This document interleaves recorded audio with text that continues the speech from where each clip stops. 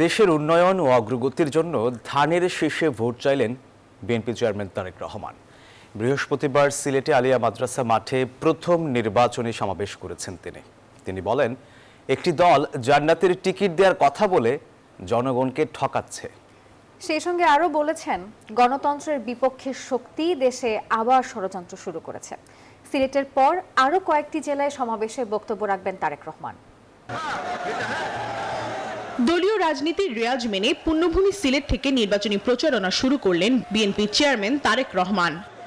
সকাল 10টায় সমাবেশ শুরুর আগেই কানায় কানায় পূর্ণ হয়ে যায় সিলেটের আলিয়া মাদ্রাসার ময়দান। জনতার ঢেউ ঠেলে দুপুর 12:30টায় মঞ্চে আসেন তারেক রহমান।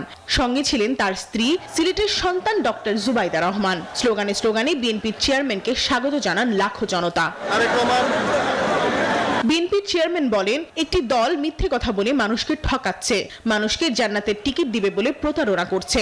একটি দল এই দিব ওই দিব বলছে, টিকিট দিব বলছে না, এটার মালিক মানুষ না।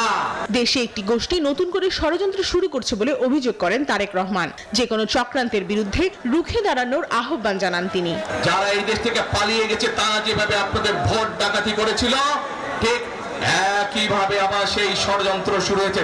বিএনপি সরকার গঠিত হলে আমরা নবী করিম সাল্লাল্লাহু আলাইহি ওয়াসাল্লামের ন্যায়পরায়ণতার ভিত্তিতে ইনশাআল্লাহ দেশকে পরিচালনা করব। এ সময় আগামী নির্বাচনে ধানের শীষকে বিজয়ী করতে সিলেটবাসীর সহযোগিতা কামনা করেন তারেক রহমান। পরে সিলেট থেকে মৌলভীবাজারের শেরপুর আইনপুরের মাঠে জনসভার উদ্দেশ্যে রওনা করেন তিনি। পথের দুপাশে দাঁড়িয়ে তাকে শুভেচ্ছা জানান বিপুল সংখ্যক মানুষ। বিকেল 3টা নাগাদ সমাবেশের মঞ্চে পৌঁছান তারেক রহমান। বিএনপির দেশ গড়ার নানা পরিকল্পনা তুলে ধরে ধানের শীষকে বিজয়ী করার আহ্বান জানান তিনি। আমরা সেই খাল খনন করতে চাই। কে কে চান খাল খনন করব? সবাই চান খাল খনন করব। শেরপুর থেকে সরাসরি হবিগঞ্জের শায়েস্তাগঞ্জ মাঠে জনসভায় যোগ দেন বিএনপির এই কাণ্ডারি। নামাজ শেষে হবিগঞ্জ জেলার 4টি আসনে বিএনপির প্রার্থীকে পরিচয় করিয়ে দেন তারেক রহমান। বলেন, বিএনপি যখনই রাষ্ট্র ক্ষমতায় ছিল তখনই দেশের মানুষের কল্যাণ হয়েছে। নির্বাচনের পরিবেশ সুষ্ঠু রাখতে সবাইকে আহ্বান জানান বিএনপির চেয়ারম্যান তারেক রহমান। প্রমা চৌধুরী, নিউজ 24, ঢাকা। সব মশার বিরুদ্ধে সুরক্ষা দিতে এলো বসুন্ধরা এক্সট্রিম অ্যারোসল। মশার বিরুদ্ধে এক্সট্রিম সুরক্ষা।